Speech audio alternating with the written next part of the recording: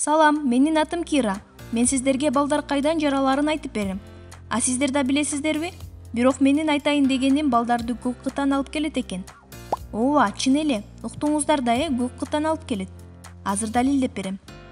Баары жакында эле бөлөм Натали менен таятамдын үйүндө китепкананы жыйнаштырып жатканда башталды.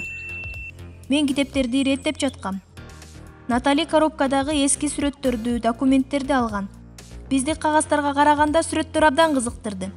Чачтарына бантик байлаган, бой жеткен курактагы үйлөнүү тойдогу апа менен тайжемдин сүрөттөрүн сүйүнүү менен карап чыктык. Экинчи коробканы алам деп жатып, Натали жерге чачып алды. Мен жардамдашып жыйнай баштадык. Натали кагаздардын арасынан бир баракты алды да кылдаттык менен окуп кирди. Анын өңү кубарып өзгөрө түштү да бөлмөдөн атып чыкты. Мен түшүнбөй калып, артынан чуркап чыксам, кроватына жатып алып ыйлап жатыптыр. Суроолорума жооп ала албагандан кийин аны жайына койдум. Баарыбыз кечки тамактанууга отурдук. Адаттагыдай эле тамашалар айтылып, көңүлдүү элек. Наталинин атасы кызык тамашаларды айтып, күлдүрүп жатты. Натали экөөбүздүн маанайыбыздын жоктугун чарчаганыбызга чыгырып коюшту. Мен Наталини байкап, Натали баарыбызды карап отуруп тамактандык. Бир жумалык каникулду Натали унчукпай, көңүлсүз өткөрдү. Мен канчалык кызыксам да эмне кагазды окуганын айтпады. Өзүм билбеген нерсени ата-энелерибизден да сурай албай койдум. Каникул аяктап үйлөрүбүзгө кеттик. Бир нече күндөн кийин тайэжем апама телефон чалып, Наталинин мүнөзү аябай өзгөргөнүн, баары менен урушуп, кичүү энесин жөк көрүп уруш чыгарып жатканын айтып даттанып ыйлады. Биздин келип кетүүбүздү суранды. Мен болсо баары бая күнкү барактын айынан экенин билип турдум. Биз келгенде Натали мени менен сүйлөшпөй коебу дегем. Жок, тескерисинче ал мени күтүп жатыптыр. Натали биздин үй бүлөнү жек көрөрүн, анткени алар ушул убакытка чейин бизди алдап жүргөнүнөн баштады. Окулган барагы мени багып алганы тууралуу күбөлүк экен. Демек менин атам өз кызы болбогону үчүн катуу кармайт экен да. Менин дүйнөм аңтарылып турду. Бакма кыз экеним өтө эле чоң сокку болчу. Натали болсо бакма балдар тууралуу ар кандай коркунучтуу нерселерди айтып берип жатты. Мен ата-энеме билгеним тууралуу айтпайм деп жаттым. Себеби алар мени жек көрө баштап, Натали айткан коркунучтар башталарына ишенип турдум. Эртең менен Натали чалып, кечээ реферат жазбай калганын, менин даяр рефератымды беришим керектигин, болбосо бакма кыз экенимди айтып коем деп коркута баштады. Ошондон кийин мага жакпаса да Наталинин айтканын кыла баштадым. Үйүн барып жыйнайм, сабактарын окуйм. Жигити менен жолугууга кеткенде калкалап турам. Ата-энемден уялып, бөлөмдөн коркуп, түнү менен ыйлап чыкчу болдум. Сабактарыман начарлап, өзүмдүн милдеттериме жетишпей калдым. Ата-энем да кабатырлана башташты. Бир нече ай өткөндөн кийин чыдабай бакма кыз экенимди, Натали мени коркутуп жатканын айтып бердим. Атам үндөөдү. Апам мурда эле айтыш керек экенин. Мени эртеңкиге чейин күтө турушумду суранды. Эртеси күнү таятамдыкына чогулдук. Тайэжем менен жездем олуттуу көрүнүштү. Таятам үй бүлөдө сыр болбошу керектигин айтып, окуяны айтып берди. Тайэжем менен жездем үйлөнгөн жылдары үйүнүн жанында көк кытандын чоң уясы бар экен. Жаз келгенде алар учуп келип турушуптур. Жаз айынын бир күнүндө эртең менен эрте эшиктин коңгуроосу шыңгырап, ачса эшик алдында жаңы төрөлгөн бөбөк салынган корзина жатыптыр. Кытан алып келгенден кийин кызды багып алыш керек дешиптир да, Натали бир жылдан соң алардын закондуу кызы болуп калыптыр. 2 жылдан кийин иниси төрөлүптүр. Наталини баары жакшы көрүшөт. Себеби аны кытан алып келген. Күбөлүктү таап алгандан кийин үй бүлөсүз калаарын ойлоп коркконмун. Жалгыз өзү кыйнала бербестен башкалар да кыйналышы үчүн мени бакма кыз деп коркутканын, бул каталарын кантип оңдоорун билбей турганын айтып, Натали кечирим сурап ыйлап кирди. Баарыбыз аны кучактап ыйладык.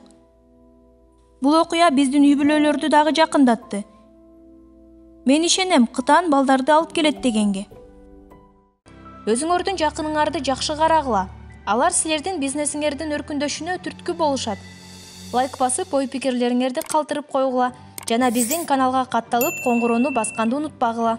Салам, атым Максат. Мени сүйлөшкөн кызым таштап кетти. Иттерди жакшы көргөнүм үчүн. Ооба, мен көчөдө калган ачка иттердин жанынан жөнөтүп кете албайм да. Аларга тамак берип, иттер үйүнө алып барам. Ал жакта орун жок болсо, айлап өзүм карайм. Анан ага ээсин тапканга жардам берем. ии баса бир итке үй издеп жатып Айзада менен таанышып калдым. Айзада болсо итке жакшы эсин тапканга жардам берген. Ошондон бери экөөбүз сүйлөшүп калганбыз. Анын ата-энеси айлап чет мамлекетке кетип калышчу. Ал үйдө чоң энеси менен жалгыз калчу. Бирок чоң энеси шаардын берки башында жашагандыктан бат-баттан келе алчу эмес. Телефондон чалып сурап билип турчу.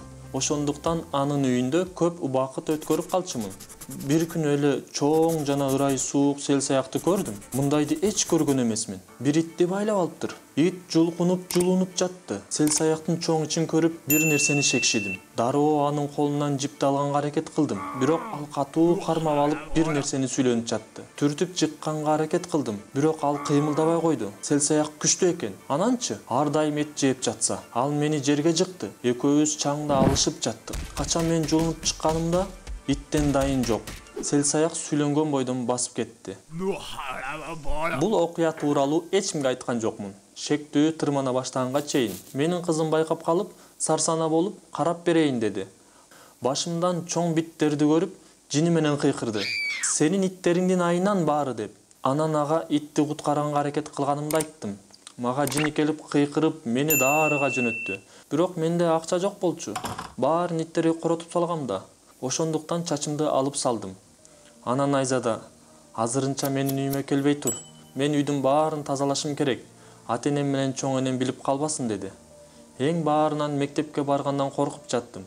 Эми силер билесиңер да, ар дайым окуучулардын топтому болот. Башкалардын үстүнөн күлгөн жана башкача иштер менен алек болгондорду шылдыңдаган.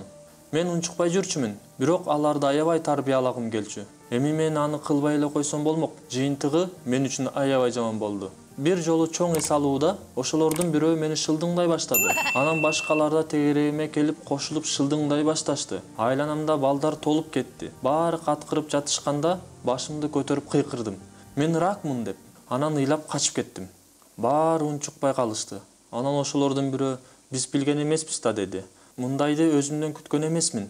Баары өзүнөн өзү болуп кетти. Ошондон кийин менин жашоом түп тамыры менен өзгөрдү. Менин үстүмөн күлбөй, ашканага биринчи өткөрүп калышты. Кээ бирөөлөр жаныма келишип кеңеш айтып, жада калса үй тапшырмаларымды жасап беребиз дешти. Мен макул болгон жокмун. Башында мага баары жагып жатты. Бирок туура эмес экенин түшүнчүмүн. Эми суудан кантип кургак чыгышымды билбей турдум. Ошол маалда Айзада чалып, мени жаман абалга калтырдың деп кыйкыра баштады. Үйдөгү биттен кантип кутулса болот деп интернеттин баарын тешип чыгыптыр. Анын да акчасы жок экен дары алганга. Анткени дарынын баары кымбат. Эң арзаны керосин майы экен. Албетте, ал аны 2 кабаттуу үйүнө колдонгусу келген жок. Эгер биттер матрастарга жумурткасын калтырышса, аларды ал жактан эч чыгара албайсың. Анан ал трубканы коюп салды. Үйдү тазалаганга кайсыл жактан акча тапсам деп ойлоно баштадым. Анан дагы рак менен болгон тамаша өрчүй баштады. Рак менен ооруган бала жөнүндө маалымат журналисттерге жетти. Мен жөнүндө материал тартканы мектепке чейин келишти. Ата-энем билип калбаш үчүн дагы алдыганга туура келди. Мени шылдыңдаган балдардын баарынан менден кечирим суратышты. Ошол маалда ким көбүрөөк кызарып уялганын билбейм. Алар же мен. Мен жөнүндө сюжет чыкканда Айзада ыйлап келди. Сени экрандан көрүп түнү бою ыйлап чыктым. Мага кыйкырган үчүн менден кечирим сурады. Эмнеге башында эле айтпайсың деди. Мен эмне деп сүйлөштү билбей турдум. Анан азыр жакшы болуп калдым. Буюрса баары жакшы болот дедим. Ошол маалда ага баардык чындыкты айтканга даяр элем. Бирок телефонум чырылдап калды. Бул атам экен. Буттарым титиреп, жыгылып кетейин дедим. Аны көргөн Айзада мени кыйналып жатат экен деп коркуп кетти. Анан мен баары жакшы деп телефонду алдым. Трубкадан кайгылуу жана каардуу атамдын үнү чыкты. Каяктасың? Титиреген үнүм менен мектепте дедим. Сени үйдө күтүп жатам деп трубканы коюп салды. Менин атам аябай токтоо жана каардуу киши. Ал кээде эле мени менен ачык сүйлөшчү. Бирок ошол маал өмүр бою эсимде калчу. Мен үйгө келдим. Атам диванда отуруптур, каардуу көздөрү менен полду тиктеп. Столдо болсо банкада валидол турат. Ортобузда ачык жана оор маектешүү болду. Аягында мындай деди. Дагы жакшы, апам көргөн жок. Ал көтөрө алмак эмес. Анан атам менин сөзүмдү алды. Эртең баардык чындыкты айтып, кечирим сурашымды. Анан дагы журналисттерге жазып, баарын калп деп айтышымды. Мына ошентип 3 сааттан бери уктай албай жатам. Андан көрө рак оорусу менен ооруп калсам гана. Анткени мындай шылдыңды көтөрө албайм. Эми Айзада мени чындап таштап кетти деп ойлой берсе болот. Мендей калпычыны ким сүймөк эле? Баары кеч болуп кала электе үйдөн качып кетсемби? Силер кантип ойлойсуңар? Комментарийге жазгыла. Каналга жазылгыла жана досторуңар менен бөлүшкүлө. Жаңы бөлүмдөрдү өткөрүп жибербеш үчүн коңгуроону басып койгула.